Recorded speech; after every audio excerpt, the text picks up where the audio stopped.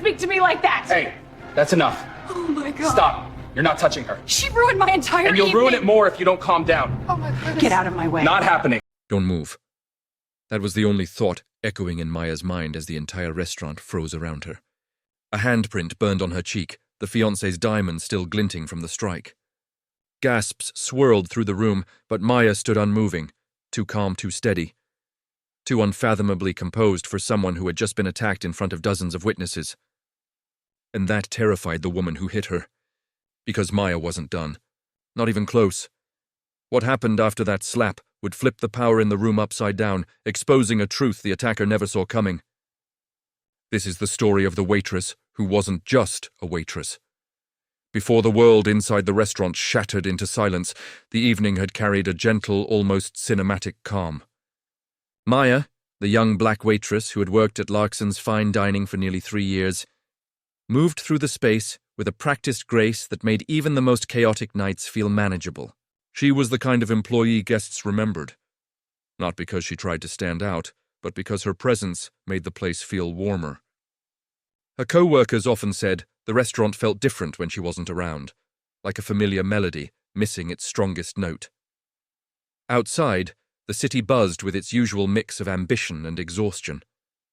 Still, inside, the lighting glowed softly across polished tables and linen napkins folded with precision. Maya had grown used to the rhythm of it all, the subtle clink of silverware, the hushed conversations, the occasional absurd demands disguised as requests.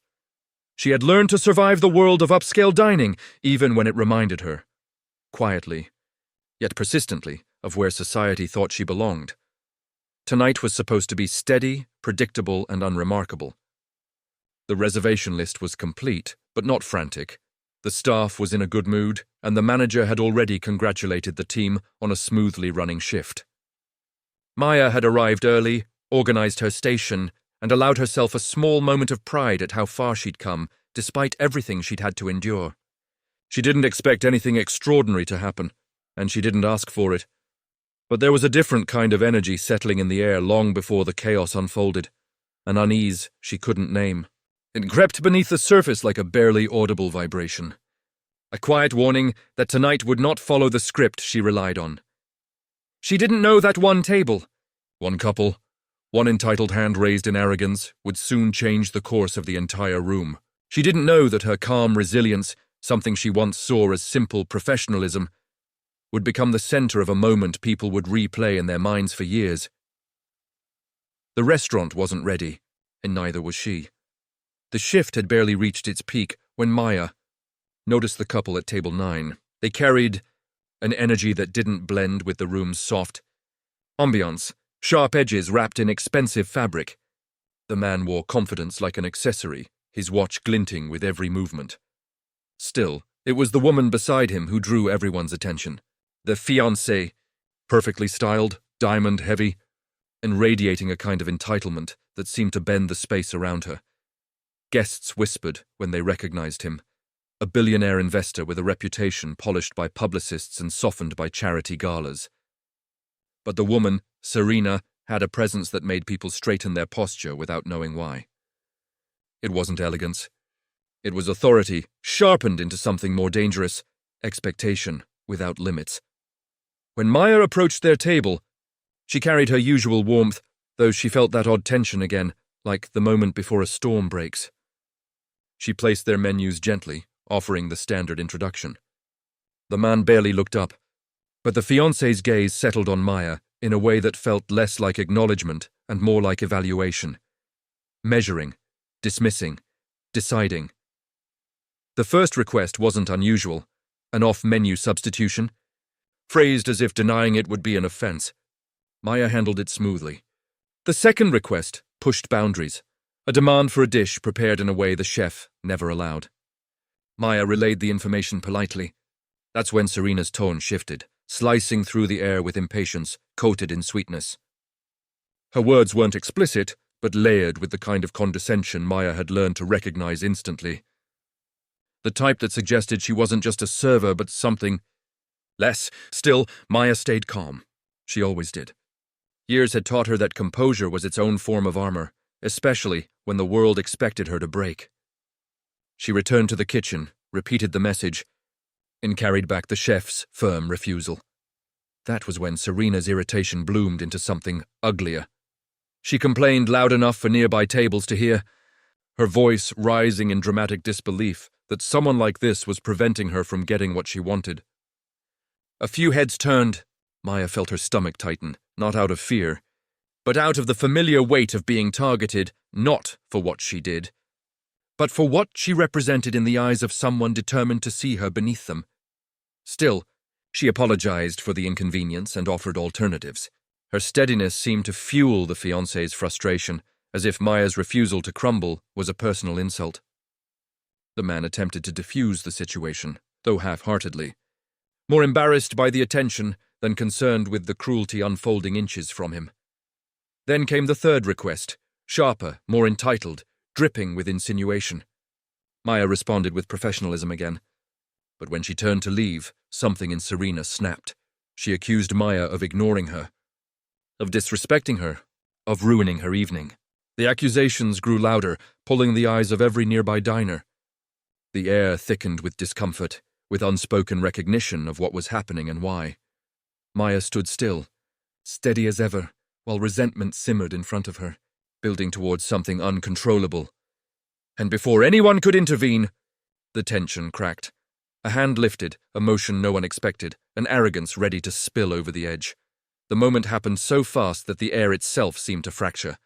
Serena's hand rose with a sharp, reckless certainty, then came down across Maya's face with a crisp, echoing snap that cut through every conversation in the restaurant.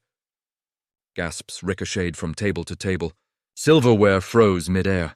Even the soft music seemed to fall silent, as if the room refused to compete with the violence that had just unfolded. But Maya didn't stumble. She didn't recoil. She didn't even lift a hand toward her cheek, her stillness unnerved everyone who witnessed it. There was no anger in her eyes, only a deep, quiet knowing. A strength so steady it made the fiancé's outburst look small, almost desperate. Serena expected a reaction. Expected fear. Expected Maya to shrink, apologize, disappear. Instead, she stood there with the calm of someone who had faced far worse and survived every time. The billionaire fiancé's face drained of color. Guests stared, some shocked into paralysis, others reaching for their phones, the reality of what they'd seen settling like a weight across the room. Then Maya took a single step back, her voice low, steady, and impossibly composed as she explained something no one, especially Serena, expected to hear. A truth that unraveled the fiancé's confidence, thread by thread. A truth connected to the restaurant, to its ownership, to the very space Serena had just contaminated with her rage. And as the words left Maya's lips, Serena's expression shifted from fury to disbelief, to fear. The room held its breath. Everything was about to change. The truth settled over the room with the weight of a revelation no one saw coming.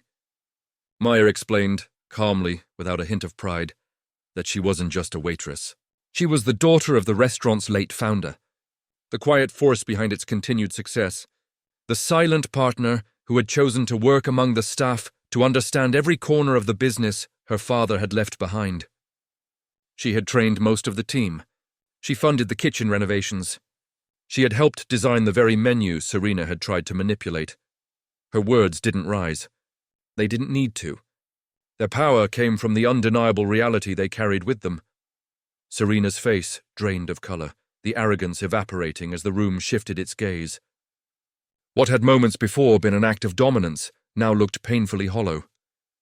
The billionaire fiancé stood frozen, eyes flicking between Maya and the woman he thought he knew, realizing he had just witnessed something that would follow them both far beyond this dining room. Maya didn't demand an apology. She didn't need to. Her strength, measured, grounded, unshaken, became its own form of justice. The manager rushed forward, but Maya gently lifted a hand, signaling there was no need for chaos. The fiancé, trembling, struggled to muster a defense, but nothing came to mind. Because what defense could there be? The restaurant staff stepped closer. Guests murmured their support. And for the first time all evening, Serena seemed to understand the gravity of the moment. Not just what she had done, but what it reflected. Maya walked away with dignity intact, leaving behind a silence that forced everyone to confront an uncomfortable truth. In a world where arrogance moves quickly, racism creeps, and entitlement moves boldly, who do we become when the mask is removed? And how many more moments like this will it take before people finally learn to see?